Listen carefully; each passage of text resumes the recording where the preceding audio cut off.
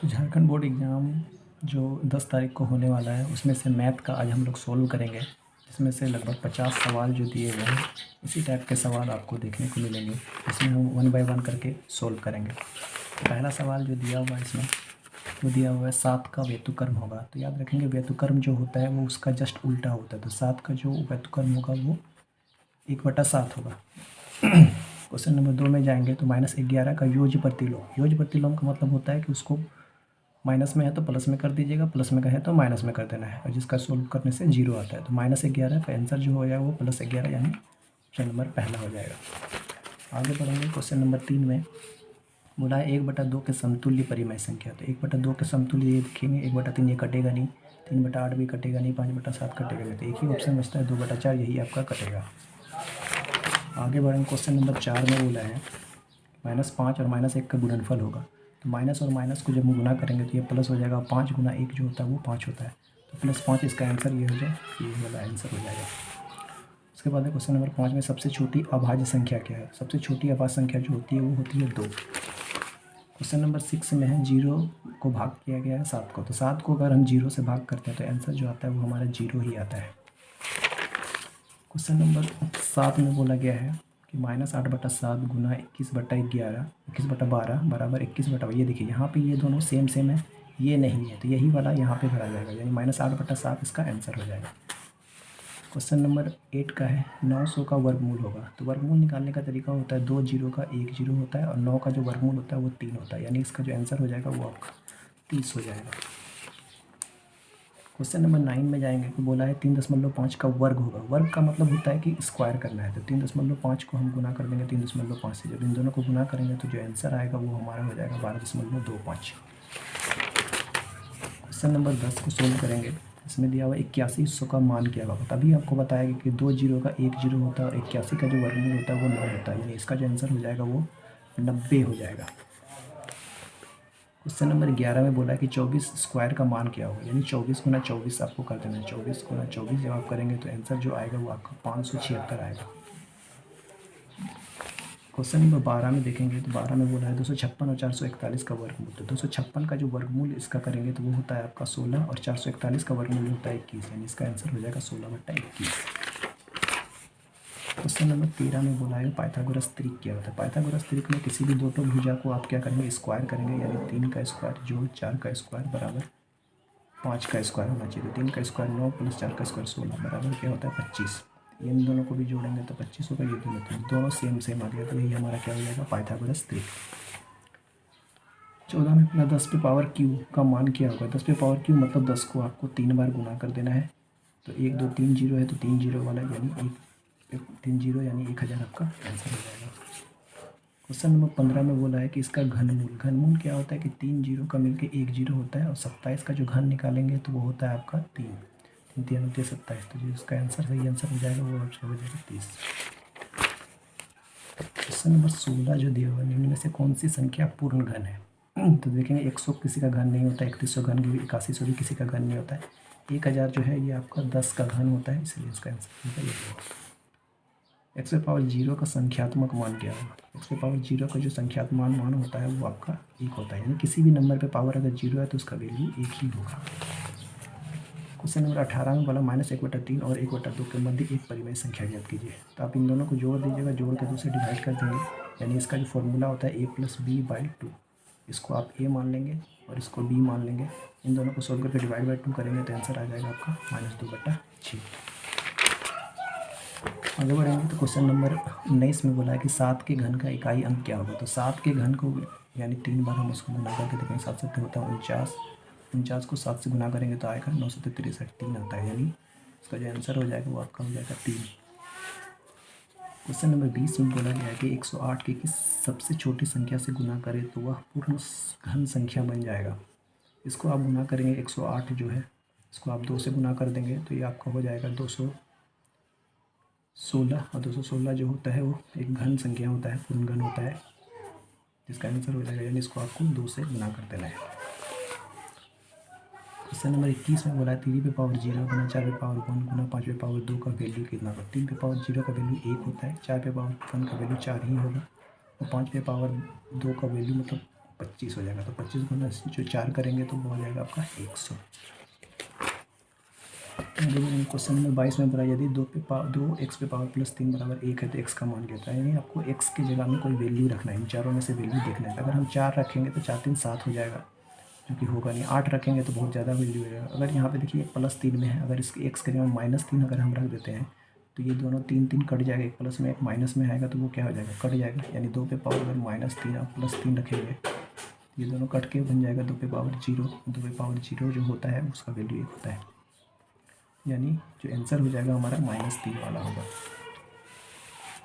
Question number 23 में बोलेंगे तो 51 का स्क्वायर और 49 का, ये आपका a² - b² का फॉर्मूला बैठा है, जो होता है a + b और एक होता है a - b। यानी एक बार इसको आपको प्लस कर लेना है, 51 + 49 कर लेना है और एक बार माइनस कर लेना है। जब आप इसको प्लस करेंगे तो इसका आंसर 100 होगा, इसको माइनस करेंगे तो 2 तो 100 गुना 2 करेंगे तो 200 आएगा। यानी आंसर जो हो जाएगा आपका 200। क्वेश्चन नंबर 24 में बोला कि 2x² + x का व्यंजक, तो व्यंजक देखिए 1 2 3 में है, तो इसीलिए इसका आंसर जो होगा वो आपका त्रिपदी हो जाएगा। क्वेश्चन नंबर 25 में आएंगे, बोला 8m² - इतना को सोल्व करना है इसको। यानी ये माइनस जो है, ये माइनस को आपको सबके साथ गुना करना है। तो ये 8m² वही रहेगा, ये वाला वैसे ही रहेगा। इसको माइनस के साथ हम गुना कर देंगे, 3m² माइनस माइनस हो जाएगा +n² माइनस माइनस +4। जब हम इसको 8m और 3m में माइनस करेंगे तो आपका 5m आएगा, 5m आएगा। 3m² को n² से करेंगे तो 4n² आएगा। 4 और 1 होता है आपका 5, यानी आंसर जो इसका हो जाएगा 2 नंबर। क्वेश्चन नंबर 26 में बोला यदि l = 2 m = 3 तो l² + m², यानी l के जगह में आपको 2 रखना है। l के जगह में हम 2 रखेंगे, इसका स्क्वायर है तो स्क्वायर, m के जगह में 3 है तो 3 का 3, 3 का स्क्वायर। इसको सोल्व करेंगे 2 दूनी 4 + 3 का स्क्वायर करेंगे तो 9, तो 9 और 4 होता है आपका 13, यानी आंसर नंबर पहला। क्वेश्चन नंबर 27 में बोला यदि 3 लगातार पूर्णांकों का या 51 है तो पूर्णांक होंगे। तो आप तीनों को जोड़ के देख लेंगे, तीनों ऑप्शन में से जिसमें जोड़ने के बाद 51 आ जाएगा। तो 16, 17 और 18 को जब आप जोड़िएगा तो आंसर जो आएगा वो 51 आ जाएगा। आगे बढ़ेंगे, क्वेश्चन नंबर 28 में बोला है कि यदि x - 3/2 = 7 बचते x का मान, तो माइनस जो x - 3/2 है बराबर 7/6 है। अब इस -3/2 को उधर लेके जाएंगे तो ये माइनस में उधर जाके बन जाएगा प्लस। अब इसको हम सोल्व करेंगे, 6 2 का लघुत्तम होता है वो 6, जैसे सोल्व करेंगे तो इनका जोड़ ये बन गया 6 का 6 7 हो जाएगा, 2 3 6 3 3 9 9 7 16/6 हो जाएगा। 16/6 को जब हम कटाएंगे ये 8 2 से कटाएंगे, 2 8 16 2 3 6, तो 8/3 इसका आंसर जो होगा वो होगा 8/3। 29 नंबर में बोला है कि यदि प्रेशर कुकर का अंकित मूल्य 450 है तो यह 360 रुपया उपलब्ध है तो बट्टे की राशि क्या होगी। तो बट्टे की राशि का फॉर्मूला क्या होता है कि अंकित मूल्य में आपको जो राशि उपलब्ध होती है उसमें से आपको माइनस करना पड़ता है। तो 450 में आप माइनस करेंगे 360, तो इसका आंसर जो आएगा वो आएगा आपका 90। क्वेश्चन नंबर 30 में बोला है कि 512 किसका घन है। तो 4 का अगर हम घन करेंगे तो 4 × 16 16 × 64, लास्ट में 4 आएगा। यहाँ पे देखिए लास्ट में आपको 2 लाना है, ये तो क्या होगा नहीं। 5 के स्क्वायर का घन की करेंगे तो 5 ही आएगा लास्ट में, तो ये भी नहीं होगा।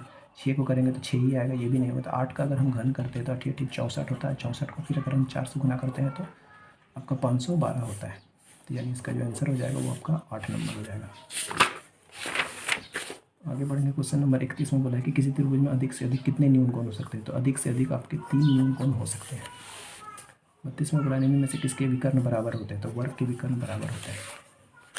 नीचे दी गई आकृति में x का मान, यहाँ पे आपको दिख रहा होगा x का मान, ये बाह्य कोण हो गया। ये त्रिभुज आपको दिख रहा है, यहाँ पे ये बाह्य कोण। तो बाह्य कोण का फॉर्मूला होता है कि अंतः कोणों का योग बराबर बाह्य कोण, यानी इन दोनों को आपको प्लस कर देना है तो ये आपके बाहर वाले का मान पता चल जाएगा। तो 45 और 55 जब आप जोड़ेंगे तो इसका वैल्यू जो आएगा वो आपका 100 आएगा।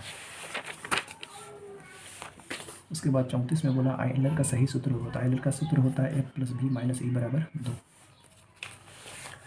35 में बोला एक घनाभ में कितने किनारे होते हैं। तो घनाभ के जो कुल किनारों की संख्या होती है वो होती है 12। एक घन में कितने शीर्ष होते हैं। तो शीर्ष की संख्या जो होती है वो 8 होती है। निम्न में से बेलन का आयतन कौन सा होगा यदि इसकी ऊंचाई 2h है तथा आधार की त्रिज्या r है। यानी इसमें देखिए बेलन का आयतन जो होता है वो होता है πr²h। तो आंसर पाई का तो पाई ही रहेगा, r² का r², h के जगह में ऊंचाई जो दिया हुआ वो बोला है 2h। तो इसका जो आंसर हो जाएगा 2πr²h, 2πr², यानी ऑप्शन नंबर 3।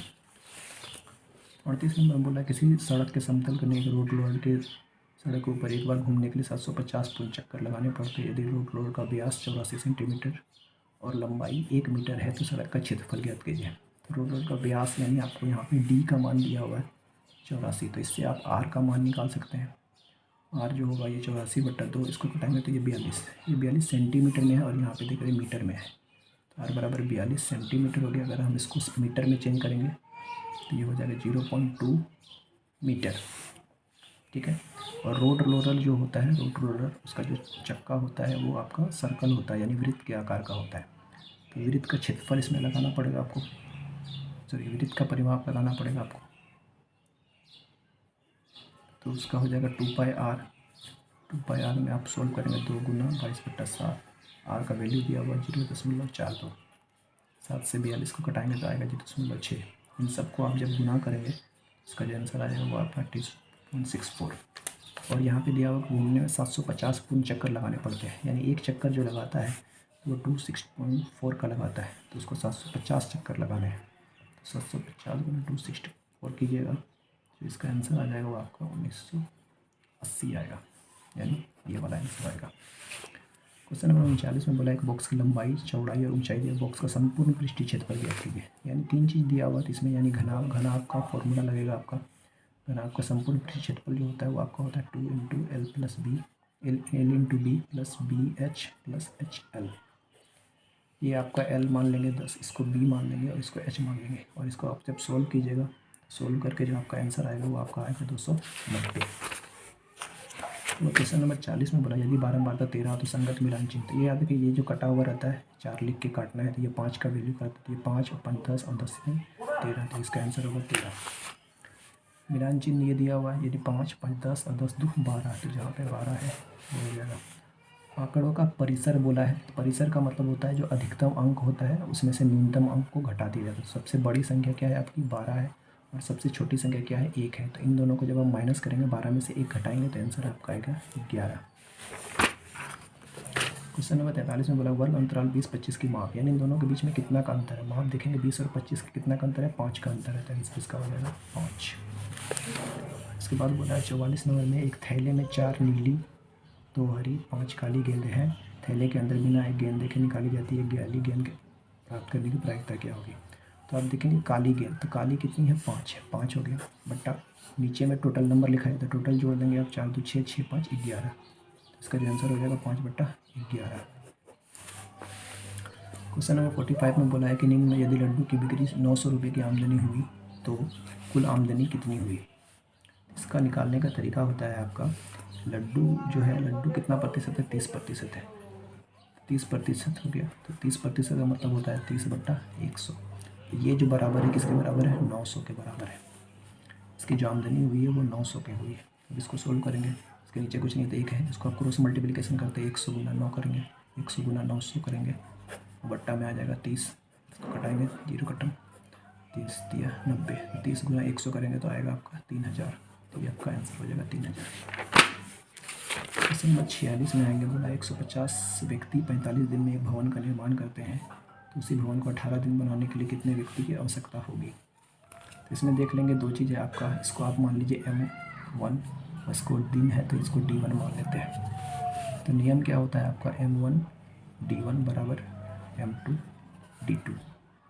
ठीक है, M1 आपका कितना है 150, D1 कितना है आपका 45, ये किसके बराबर M2 तो आपको निकालना है DN दिया हुआ 18, इसको आप इधर लेके आएंगे, ये गुना में, गुना को जब हम इधर लेके आते हैं तो ये भाग हो जाता है, तो 150 गुना 45 बट्टा हो जाएगा 18, 9 से कटाएंगे 9 दूनी 18, 9 बचे 45, 2 से कटाएंगे तो ये 75 बार में कटेगा, 75 गुना जो 5 करेंगे तो आपका आंसर आएगा 375।